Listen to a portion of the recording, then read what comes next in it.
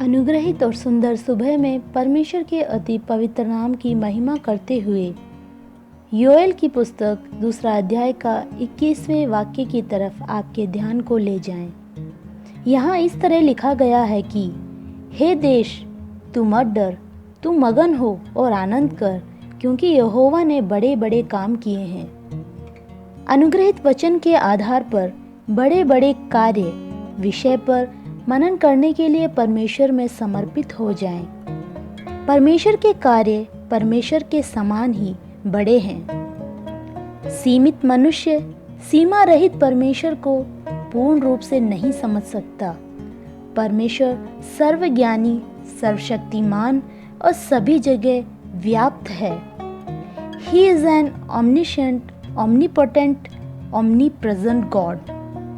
पूरे पवित्र शास्त्र में जब हम देखते हैं और वचन का मनन करते हैं तो परमेश्वर ने पुराना नियम भक्तों के लिए और नया नियम कलीसियाओं के लिए किए गए कार्य, जो कार्य कर रहे हैं और भविष्य में जो करना है, इन सब बातों का खजाना है पवित्र शास्त्र।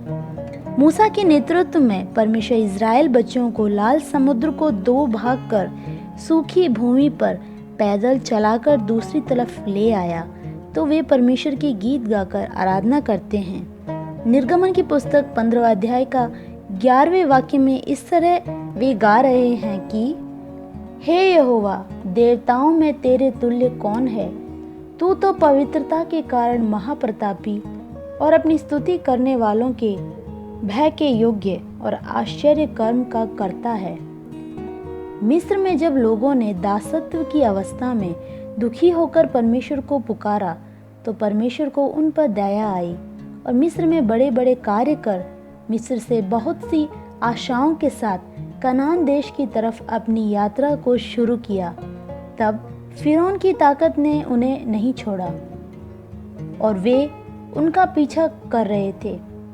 यात्रा आगे परेशानी भरी होती जा रही थी और लाल समुद्र के आगे वे हार गए और भयभीत हो गए और मूसा से पुकार कर कहते हैं, बहुत से परमेश्वर के कार्य परमेश्वर के बच्चे अनुभव कर रहे थे तो भी लाल समुद्र के आगे पहुंचकर वे आशाहीन होकर निराश और भयभीत हो गए।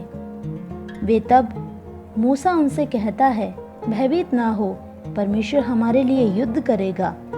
चरित्र लिखने वालों ने बताया है कि 2250 किलोमीटर लंबे लाल समुद्र को 2 भाग में बांटने के लिए परमेश्वर ने मूसा से कहा, अपनी लाठी को उठा और समुद्र की ओर बढ़ा।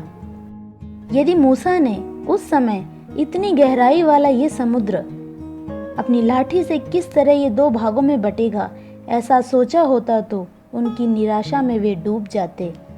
मिस्र की सेना इज़राइल को निगल जाती और कनान पहुंचने की आशा भी जाती रहती, बीच रास्ते में रह जाते। पर मेरे प्रिय श्रोता, जिस परमेश्वर ने उन्हें बुलाया वो उन्हें जहां पहुंचाना है वहां पहुंचाने के लिए विश्वास योग्य है, बड़े बड़े कार्य करने के लिए सामर्थी है। लेकिन ध्यान दें, संसार की सृष्टि करने वाला परमेश्वर के एक आदेश पर समुद्र रुक जाता है, समुद्र 2 भागों में बंट जाता है। पर परमेश्वर की बातों को सुनने के लिए क्या हम तैयार हैं? थोड़ा और विस्तार से कहें तो परमेश्वर के बड़े बड़े कार्यों को यदि अपने जीवन में अनुभव करना है तो परमेश्वर के कहीं छोटी छोटी बातों को हमें मानना होगा। यहाँ लाल समुद्र 2 भागों में बंट गया और परमेश्वर के बड़े कार्य के पीछे मूसा उसकी आज्ञाओं को मानने के लिए तैयार हुआ। उसी तरह आज दिन के समय परमेश्वर हमारे लिए जो कार्य करना चाहता है या जो बड़े कार्य वो करेगा, उसके विरोध में या अड़चन बनकर हम ना खड़े रहें। आप जिन कार्यों के लिए प्रार्थना कर रहे हैं उनके लिए हमें आज्ञा पालने के कुछ स्टेप्स हमें लेने ही होंगे। बड़े बड़े कार्य करने वाले परमेश्वर की प्रवृत्ति देखने के लिए क्या आप तैयार हैं? मूसा के समान परमेश्वर का कहा करने के लिए, योशुआ की तरह जब किन्हीं से आज्ञा देने के लिए कहने पर आज्ञा देने वाले के समान यदि हम तैयार हो जाएं तो आज ही परमेश्वर हमारे लिए बड़े बड़े कार्य करने के लिए सक्षम है। शक ना करें। आज अनुशासन और आज्ञा पालना के लिए अपने आप को समर्पित करें।